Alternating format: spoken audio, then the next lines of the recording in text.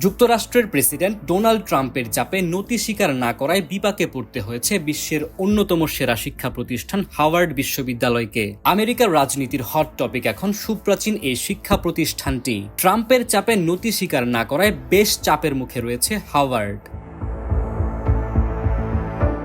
প্রথমে বিশ্ববিদ্যালয়ের জন্য বরাদ্দ $220 কোটি ফেডারেল তহবিল বন্ধের ঘোষণা দেন মার্কিন প্রেসিডেন্ট। এরপর যুক্তরাষ্ট্রের সবচেয়ে প্রাচীন এই প্রতিষ্ঠানটির মূল্যবান কর ছাড় বাতিলের হুঁশিয়ারি দিয়েছেন ইসরায়েল ঘনিষ্ঠ এই প্রেসিডেন্ট। এরই মধ্যে হার্ভার্ডে নিয়োগ, ভর্তির প্রক্রিয়া এবং পাঠদানের ধরনে পরিবর্তন আনার নির্দেশ দিয়েছে হোয়াইট হাউস।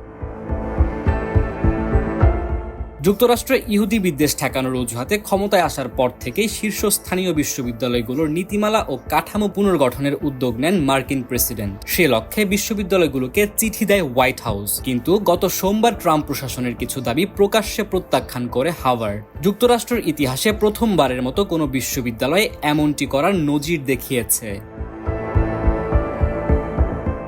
হোয়াইট হাউসের প্রেস সেক্রেটারি ক্যারোলিন লেভিট বলেছেন, ট্রাম্প চায় হার্ভার্ডে চলমান ইহুদি বিরোধিতার প্রতি যে সহিষ্ণুতা দেখানো হচ্ছে তার জন্য বিশ্ববিদ্যালয়টিকে ক্ষমা চাইতে হবে। তিনি আরও বলেন, ট্রাম্প চাচ্ছেন হার্ভার্ড ক্ষমা চাক এবং হার্ভার্ডকে অবশ্যই ক্ষমা চাইতে হবে। তবে হার্ভার্ড কর্তৃপক্ষের অভিযোগ, হোয়াইট হাউস তাদের শিক্ষাঙ্গনকে নিয়ন্ত্রণের চেষ্টা করছে।